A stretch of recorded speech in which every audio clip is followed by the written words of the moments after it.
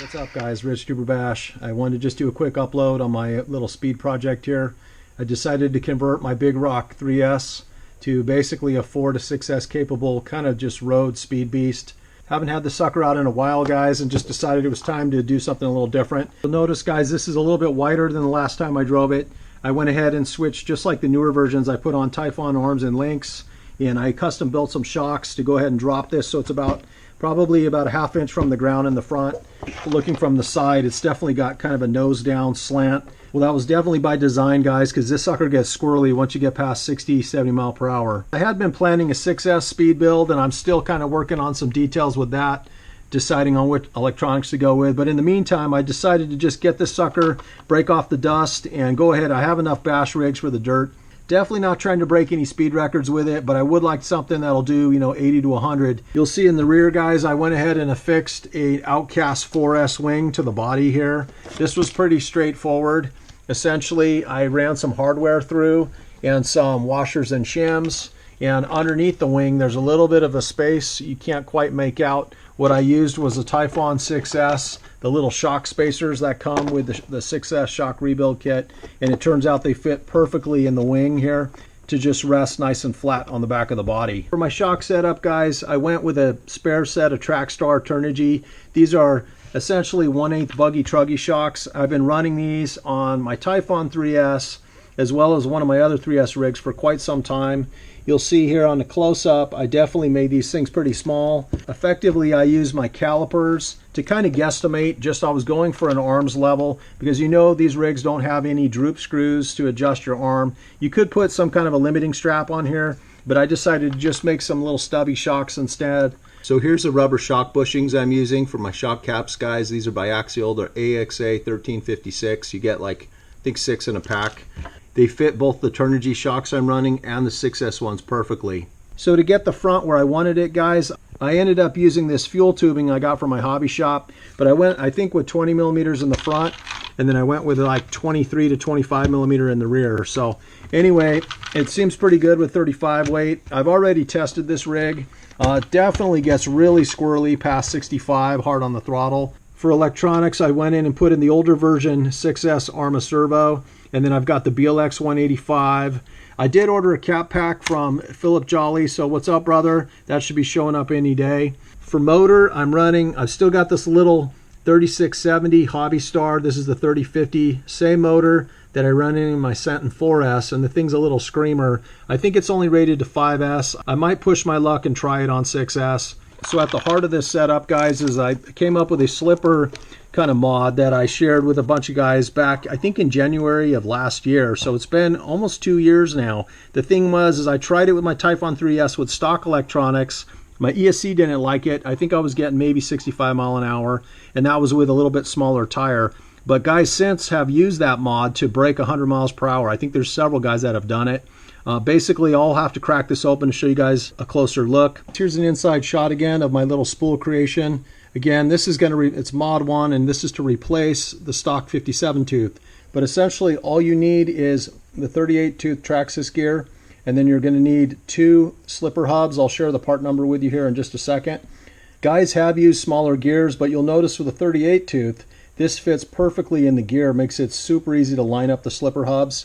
All you need to do is essentially use the gear to mark off 3 holes. You're going to drill through both slipper hubs. You're going to use 3 short 3mm screws and the M3 lock nuts. This ends up being just a little bit stubbier than the stock assembly, but due to the flexible center drive shaft, that's no problem to get the reach. All you need is this gear here. It's a $3 part from Traxxas. It's gear number 3954. Here's a quick shot of the slipper hub I'm talking about, guys. Again, you need 2 of them. They're only $6 a pop, and the part number is AR310789. That little guy in the center, that's the little stub I'm talking about right there, guys, on the inside. You got to grind that down. Doesn't have to be totally flat, but you want to grind it down enough so that this whole thing will sit flush on the gear. So guys, running the spool setup, don't forget you want to move your spring holder. Normally this guy would sit right there. You're going to move it back to the last possible position. Effectively what that does is once you sink everything down, that gives you enough reach with your drive shaft to reach the spool. Quick size comparison between the GRPs and the Hoons. You'll notice the Hoons are definitely taller. They're heavier too. I forgot the weight difference, but in essence I found that with this really light setup, the Hoons are definitely a lot easier to control. Just feel a little more balanced. These seem a little better for drifting though, quite honestly. I should add, guys, that you definitely need 17mm hexes to run the standard 8 scale buggy wheel. In this instance, I'm just running my Hot Racing 10mm offset. And lastly, guys, big props to ARRMA for updating these awesome 3 and 4S rigs. I always thought this sucker was way too narrow, at least the first version. So anyway, this looks fantastic. All right, guys, here's test number 1. It's super windy out, so this is definitely going to be just a mellow shakedown. Basically, just see if this thing's driving straight.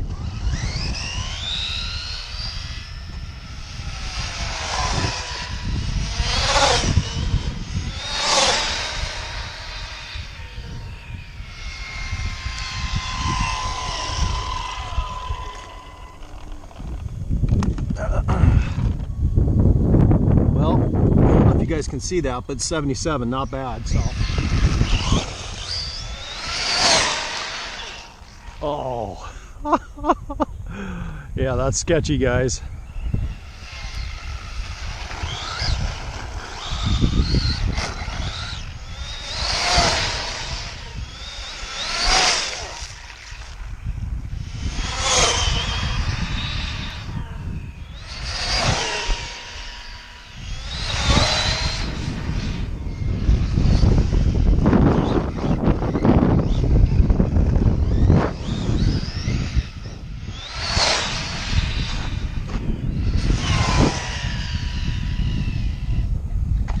Test number 2, I had to drop the suspension about another 5mm. Went ahead and adjusted my camber just a little bit, and I'm also going to try using a little bit of ABC this time.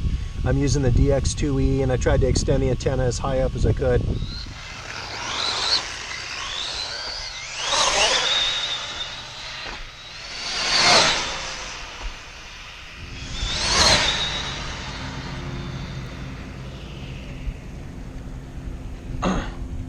Oh, dang, I just went four-wheeling. All right, guys, even with the antenna extended, I still pretty much lost control at the end there. I just lost range. So anyway, it looks like another 77. So that's probably all this thing's gonna get with this gearing and with this motor setup. So, but it's still pretty quick. And the ABC does seem to help just kind of hold that straight line when you're really trying to peg it.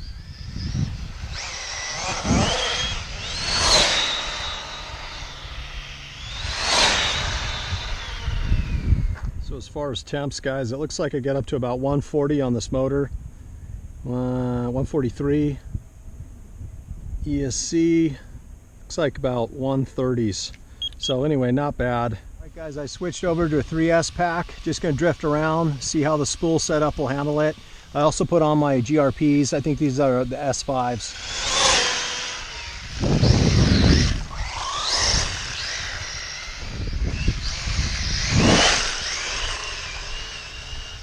She still moves pretty good on 3S, guys.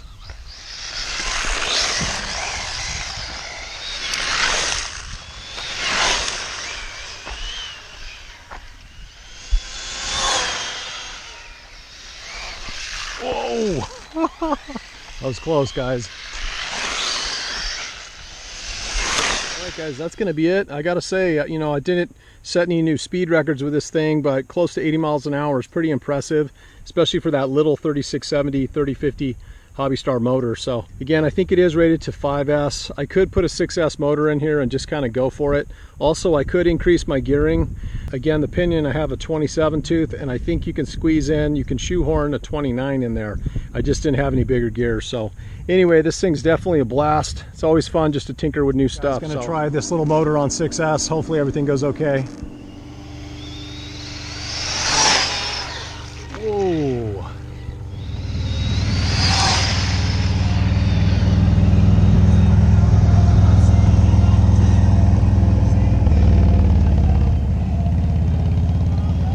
Got a little Harley interruption here, guys.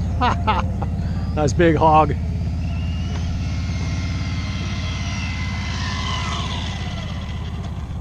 Well, the brake is definitely really weak with this ESC. It only goes up to 50% with this gearing, so oh, now we're talking, guys. I don't know if you can see that in the glare, but at least we're in the 80s now. It's 83, so not bad. It was a fairly clean pass. Again, I am a speedrun amateur, so don't take my advice too seriously. All right, guys, well, I'll definitely put a bigger motor in here and get back out here again, but it's definitely a blast just to kind of tool around and mess with the tuning. Having a great time with this little piece. So all right, guys, until next time, late.